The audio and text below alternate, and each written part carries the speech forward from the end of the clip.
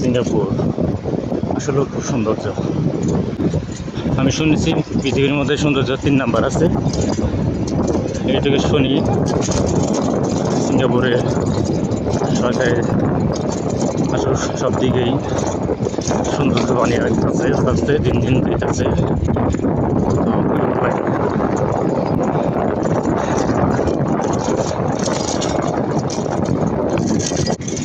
যে কোনো টাইমে হোক, ছেলে মেয়ে যে কোনো বয়সী হোক না কেন, সবাই এক্সারসাইজ করতেছে।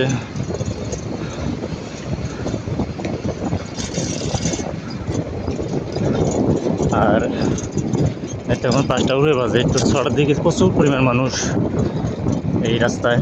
আরও পিছন দিকে আমার রাস্তা যেগুলো ধুয়ে আসলাম, সেই সমস্ত রাস্তায় সাগর পাড়ে অনেক লোক